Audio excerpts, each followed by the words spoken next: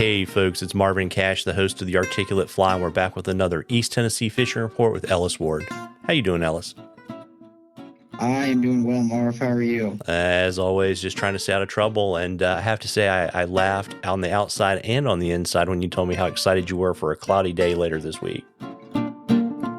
I've actually texted, I have clients on Thursday, and the clouds are rolling in Thursday, and it looks like they'll hang for Friday. And I sent them both a screenshot and said that this makes me feel happy. So yeah, it's been a lot of blue skies and big sun recently, and nothing major coming. It's just a front that is actually a front. We've kind of had some flat barometer abutting a steady rising barometer, and it's been dropping already a little bit today.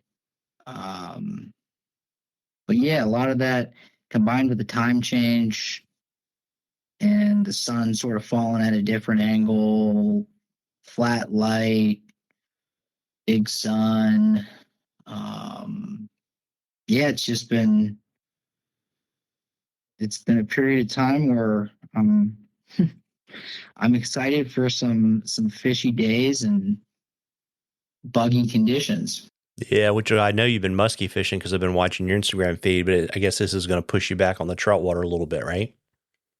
Yeah, I'm really splitting things up right now, and my personal fishing has been well, I've been very fortunately busy on the guiding front, and that's starting to skew, not favoring the muskie, but I'm running muskie trips now, which that was the plan as of a few years ago. So it's nice to be sticking with a plan every once in a while. I started doing it last year with my streamer clients who, in talking with me, developed an interest, and this year have had a couple trips already with new to me and new to the area muskie anglers. So um, continuing to have some more trips on the books, but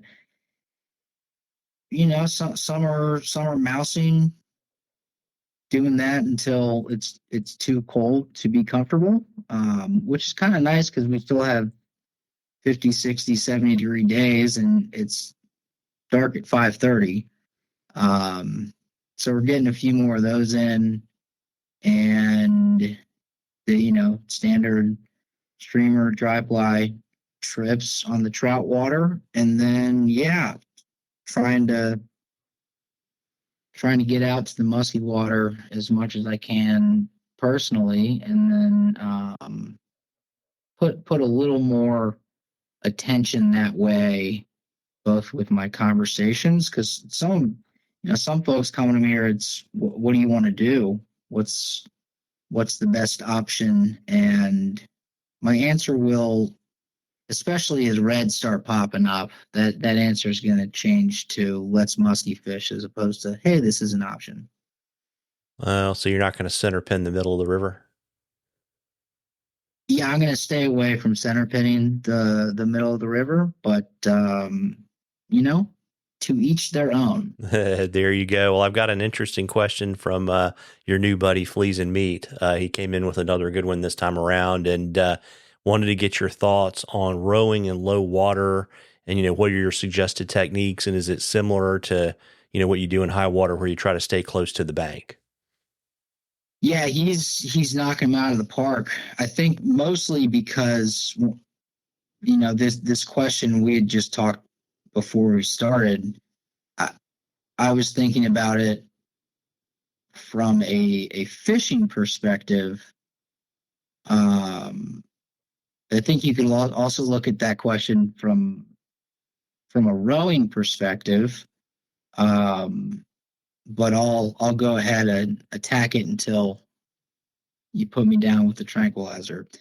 So from a fishing perspective, in low water, it becomes less about, and this goes for high water as well. The goal, or we'll say the targets, are areas that have a few things in common. They are near a reasonable food source. Um, the structure is there to protect them from, my big thing is herons and ospreys.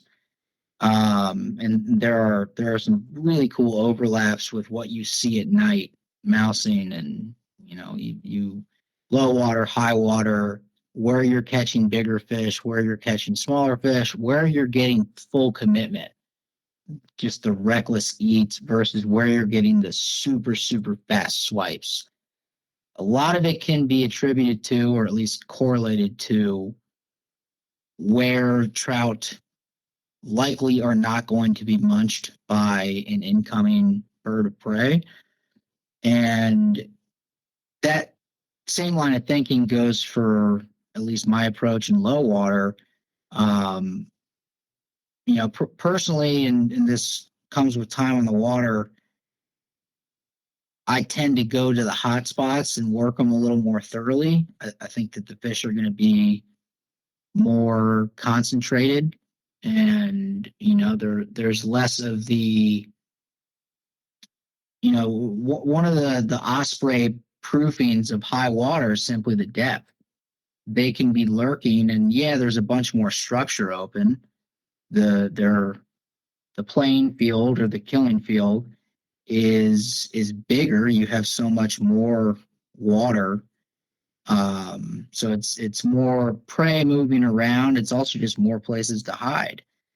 And it's harder for an osprey to pick up a trout that is, 2 or 3 feet under, than it is for an osprey to pick up a trout that's, not only is it 1 feet under, but that the bottom of the river is that's the other side that the osprey can use to be chasing trout.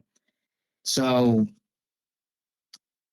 first thing you look for is gonna be that structure. You can kind of start to narrow in where you want to be rowing based on that, and some of it then has to do with your approach. And so if you're casting, and again, my experience, not universal truth here, but if you're casting bigger flies, looking for bigger fish, I tend to start fishing a little more downstream, and picking those pockets way ahead of time versus just meandering down the river and working a lot of the likely zones. And again, partially it's because there aren't a lot of likely zones. So you're keeping your head. It's a little bit keeping your head on a swivel. You can kind of pick apart some of the pocket water and riffly stuff right above big drops. But my approach is more staying near the center, and sometimes going back and forth across the river and picking out spots, but otherwise keeping your head downstream, and saying, let's get a couple shots on the other side of this ridge before we get over. And picked up some great fish doing that. Fishing like deep, fast water that is adjacent to a bunch of super bony stuff. They got to be somewhere, and in areas where they are, in areas that are very clearly shallow, clear, structure free, they're not going to be very far away. So if you have that heavy, fast water, it's worth it to work that. Just like it's the bank. The bank is a good target because we know it's there. But they're mid-river. They're behind boulders, weed beds, all that stuff. The bank's just an easy target and something you can sort of rely on as your anchor point.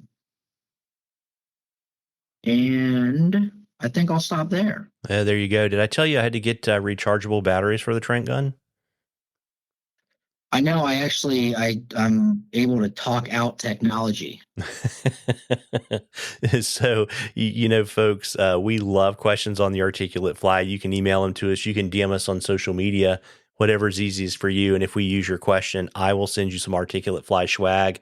We're going to enter a drawing for 2 days of fishing with Ellis and a night at the Watauga River Lodge. And, Ellis, another thing we teased last time when we were talking about before we started recording is it's going to be a cornucopia of bucktail in your world soon. It smells like it right now. I picked up. I've kind of been picking up bits and pieces. 20, 30, 40 here and there. But gun season just opened in Tennessee, North Carolina, and I'm working with a couple different places that'll save me the tails and get them to me fresh. And yeah, looking like a big year. I got a jump on it a little bit earlier than I have in years past, and I just know a lot more about the process and about doing it without as much waste, and having a product that has a tire I'm super proud of. So it's it takes time, and it'll probably be another couple weeks before I have them ready to go. But looking at a couple thousand this year. Yeah, there you go. And so folks want to get in touch with you and to get their place in line for bucktails, maybe request a special color, or get in touch with you to fish with you. What should they do? Yeah, and I really do. I don't have like a pricing scheme set for it, but I love the custom color requests. I've done it since I started doing bucktail. That's kind of a cool side. I don't have time to do a lot of them, but that's absolutely something that I like to try to hit, because I know that whether or not it's important to the fish, it means something to the tire. So best way to find me is talk about bucktail trips, whatever, my cell phone at 513-543-0019. And then you can send messages or just follow along on Instagram at Ellis Ward Guides. And the website is elliswardflies.com. Well, there you go. Well, as I always say, folks, fall is my favorite time of the year to be out on the water. Get out there and catch a few. Tight lines, everybody. Tight lines, Ellis.